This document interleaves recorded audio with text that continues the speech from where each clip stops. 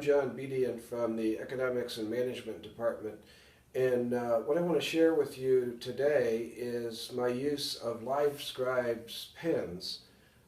They go by several names. We'll talk about those a little bit later. But I think I've been pretty successful in using it as a very quick way to archive mini lectures and reviews of basic concepts. So we'll tell you a little bit more about it as we go along here.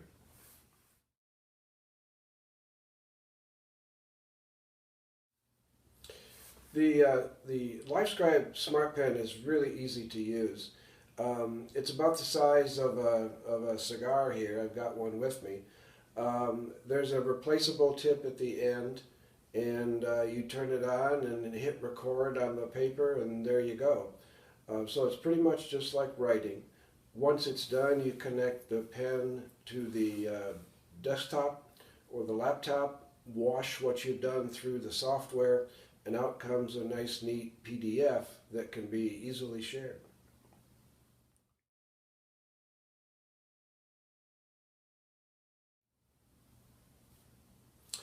I got started using the pencasts as a way to supplement lectures. I would often get done with a lecture and find that I really wanted to reinforce something, or perhaps I'd forgotten something. And I expanded my use to create kind of a library of basic concepts and basic presentations that I can use across several courses. So for example, something I do in financial accounting could be used as an intro and then as a review for 311, the upper level course. I've also used the LiveScribe to go through homework, and that gives the students the opportunity to check the pencast if they're stuck on homework, and it might give them a little boost that would allow them to complete the assignment. I've also used it to do quick lectures or concept reviews for alums. So often alums will call me up if they're studying for a test, a standardized test or something, and say, well, can you refresh my memory about this? The students, of course, will use them sometimes for review during the week, and of course the night before the test things get real busy. But I think that's a successful use too.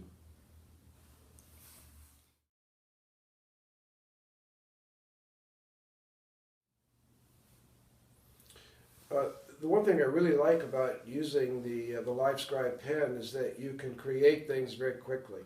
So what you do is you write with the pen on a special dot paper. You can buy that in notebooks, or you can print it out right from the LiveScribe desktop software on a laser printer. It doesn't work on the inkjets, but works on laser. And so it's just a matter of planning what you want to do, like you would write down any type of notes, and then just simply writing and speaking while you're writing on the paper. The one thing that I did find myself doing was not putting enough emotion or inflection in my voice. So you really have to think about the fact that you're lecturing to people and making eye contact and making your voice change. It makes the pencast more interesting. I try and keep them to 5 minutes, 8 minutes, something like that. Just a quick hitter, and if I break something up into several parts, I think that works very well too. So it's really no more time than writing down your thoughts, plugging the pen into the computer, and I would say in another 5 minutes out comes the PDF.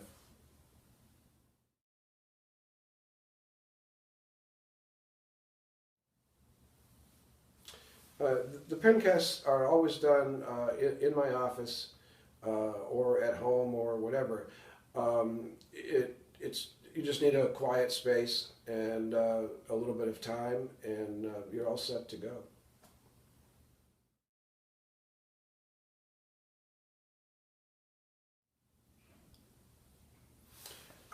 I probably do 2 or 3 a chapter, something like that.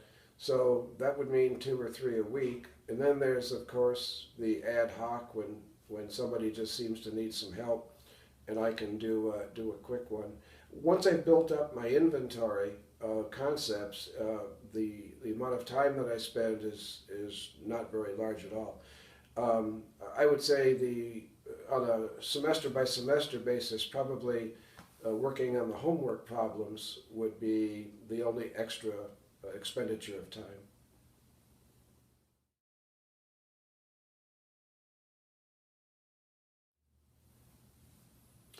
The LiveScribe output can be shared in a variety of ways through the desktop software. So once the raw pencast is uploaded from the pen to the desktop software, then you exercise your options about how to create the output. You could send it to a variety of the usual places like Evernote. I usually just create PDFs because they're so flexible, and then email them to students or put them up on Moodle or put them on Google Drive. I haven't checked in a few months, but there really hasn't been a good way to view the pencasts on a mobile basis. The mobile browsers don't seem to be able to handle it because I believe it's Flash-based. So that's about the only limitation so far in terms of sharing. And I'm sure LiveScribe's working on that.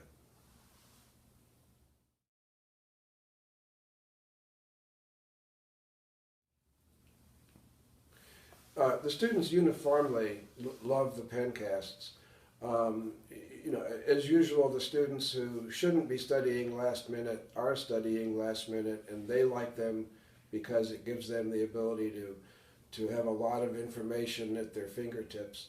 The more conscientious students, of course, use them to reinforce recent lectures, and I've gotten really good feedback the times that I've done either full or partial homework demonstrations.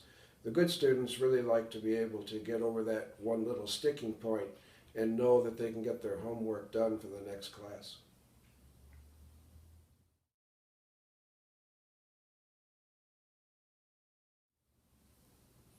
I haven't done any formal analysis, but just my ad hoc understanding is that the students really believe that the pencasts have helped them. I think part of it is the repetitiveness, and part of it is my ability to break things up into understandable chunks. I think this generation tends to like those kinds of things. So I think it's been very positive.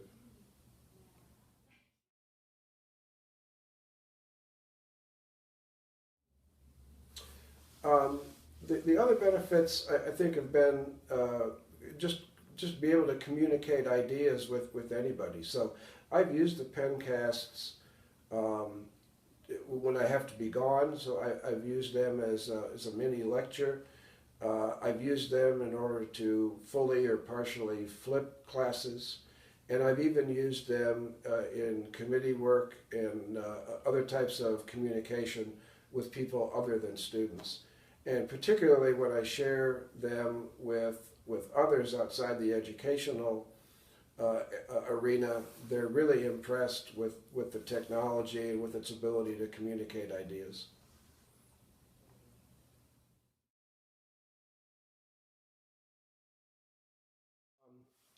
I want to show you the dot paper, and if you can see the bottom of the screen here, the bottom of the page, you'll see some controls.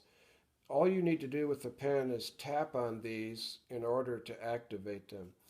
Uh, the the initial use or the advertised use of the pen was for note takers, particularly for students who could write on and take their notes. So I can just say, this is a demonstration.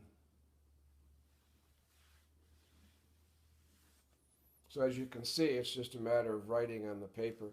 Um, Once you've written on the paper and recorded, then all you have to do later is tap on this page, and the recorded audio will come from the pen. So it was designed for students or other people to take notes, capture audio, and then go back over it later. So many of the controls down here at the bottom are for that purpose. Of course, I use it just to record what I am writing or what I'm speaking over my written words, and then to create the PDF output. So all one really has to do is turn the pen on. The pen is very simple. We just have on, off here, and a little bit of a screen. And there's a little bit of audio feedback, some beeps and things, so you know what's going on. So it's really just a matter of tapping on record and then writing and speaking. There's a pause button if you need to collect your thoughts or something like that. And there's the usual square stop button that stops the recording. You can go to multiple pages, that's no problem. All of that will transfer just fine.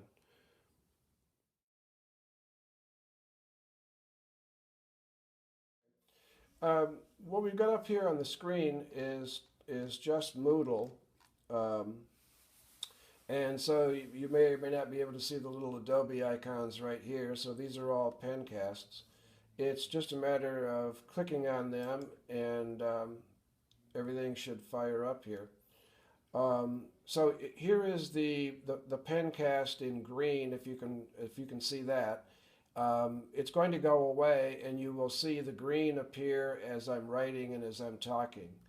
Down here you can see the usual controls, so I'm just going to press play. Or 211 for Financial Accounting, Chapter 1. I think it's going to be 4 parts. This will be part 1. What we're doing is we're starting out with some of the very, very basic concepts. The purpose of these concepts may not be clear to you. So all you really need to do is try and absorb them the first time, intending to go back and look at them again, maybe when you've got some more information under your belt. The first thing I want to talk about is some challenges that we face in the accounting profession. We have to make some decisions, and those decisions will affect what we do in the future, and it'll affect the quantity and, most importantly,